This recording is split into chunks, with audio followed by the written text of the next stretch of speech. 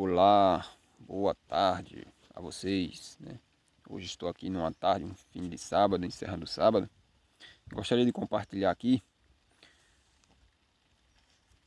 uma advertência, a palavra de Deus para vocês que vão me ouvir. Mateus capítulo 23, né? Então falou Jesus às multidões e aos seus discípulos.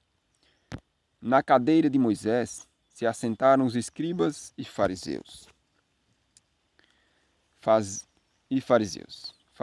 e guardai, pois tudo quanto eles vos disserem, porém não os imiteis nas suas obras, porque dizem e não fazem.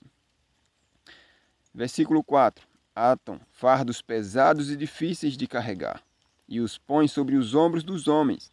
Entretanto, eles mesmos nem com o dedo querem movê-los. Eu quero dizer o seguinte, que existem muitos fariseus nos nossos dias. Fariseus aqui no tempo de Jesus eram conhecidos como os homens da lei. Os homens que, zelosos pela palavra, os homens que eram firmes diante da palavra, cumpria ao pé da letra a lei. Só que cumpriam entre aspas. Ele queria que todos cumprissem, mas eles mesmos não cumpriam. E Jesus nos dá a advertência, né? Eles colocam fardos pesados nos ombros dos homens, quando nem mesmo eles querem mover um dedo. Eles não querem ter o trabalho de carregar esse fardo. Eu gostaria que vocês ouvissem o que eu tenho para falar.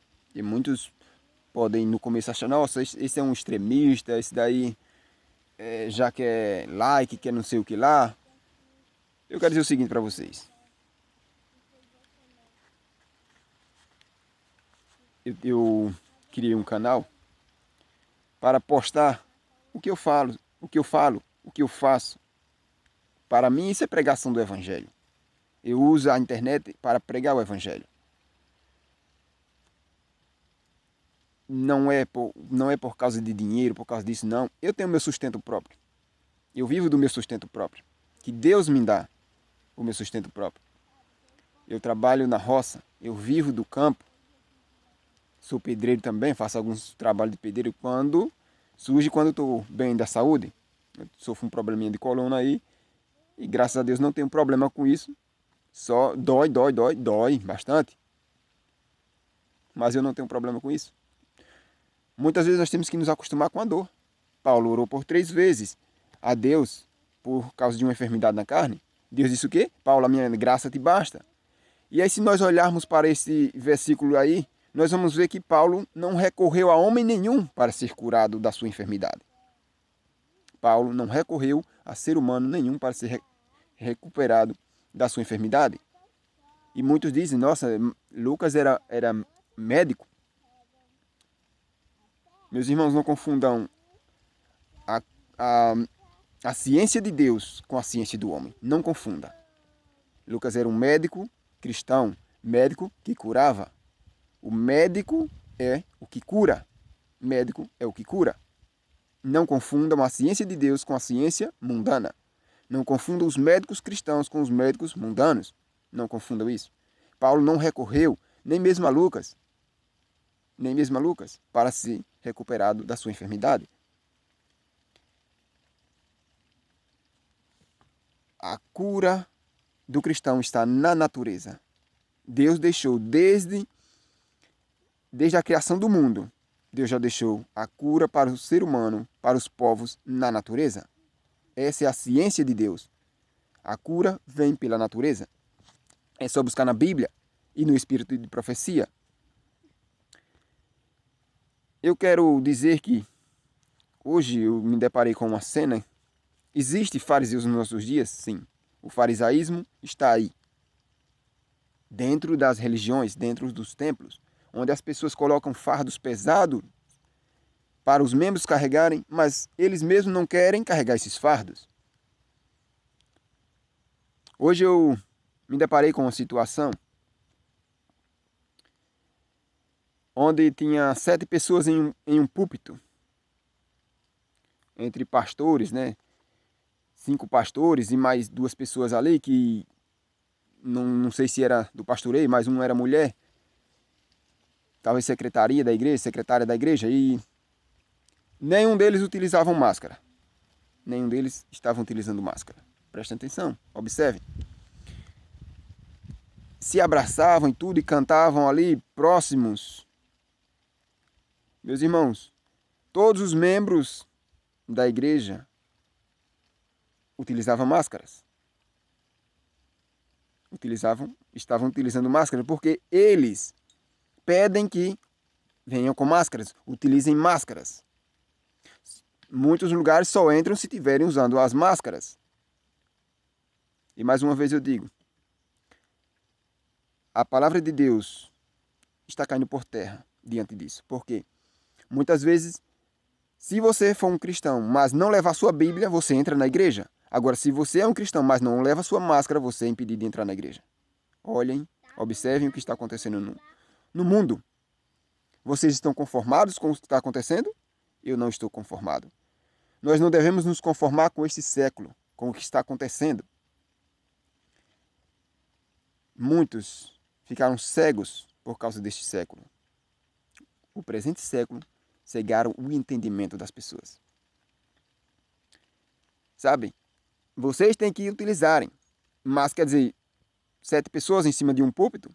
Meus irmãos, se tivessem de passar alguma coisa ali, eles passariam. Agora, quer dizer, os membros têm que serem obedientes em tudo. Muitos tiram a liberdade de outras, mas se utilizam da liberdade, colocam um fardo nos outros que eles próprios não querem levar. O uso de máscara não é natural. Natural é nós respirarmos esse ar aqui. Eu vou fazer uma pergunta. Quem se sente bem usando máscara? Talvez mais de 80% vai dizer que não se sente bem utilizando máscara. Porque não é natural. O ato de não usar é natural. Não é ser rebelde, como muitos dizem. É pensar por si mesmo. E não ser controlados por outros. Deus é quem deve nos controlar. Nós temos que ser guiados pelo que diz a palavra. Porque se você vê, fulano, meus irmãos, eu tenho problema de respiração. Por várias vezes eu até tentei utilizar máscara, mas não dá. Eu não vou criticar quem usa. Eu não vou criticar quem usa, não vou criticar quem não usa. Agora, o que eu não posso aceitar é que venham colocando regras, né? Leis, decretos, para tirar a minha liberdade. Se nem mesmo as pessoas que se utilizam, que fazem essas regras, cumprem. Eles que criam, não cumprem. E querem agora me fazer escravo das vontades deles. E eu sou livre para escolher. Nós somos livres para escolher. Deus nos dá liberdade. Se verdadeiramente o Filho vos libertou, verdadeiramente sereis livres. Nós somos livres e não escravos do homem. Nós temos consciência limpa, pura, diante de Deus. É pecado usar máscara? Não é. É pecado não usar? Não é. É melhor ainda. É melhor ainda. É melhor que não use. Eu vou utilizar aqui uns textos da escritora Ellen G. White. Eu tinha o costume de pregar somente a Bíblia. Mas a minha religião prega muito o espírito de profecia. E creio muito no espírito de profecia. E eu passei a crer, eu creio que essa mulher foi realmente inspirada por Deus. A mulher ela não tinha nem não tinha a 4ª série, né? Parou na 3ª série ali por causa de enfermidades. E a partir de algum tempo depois, Deus começou a usar. E ela foi escrevendo livros e escreveu mais de 120 livros. 120 livros e mais compilar outras coisas e nem sei falar direito. Cartas e tudo mais. Meus irmãos, eu vou utilizar aqui alguns textos da escritura Ellen G. White.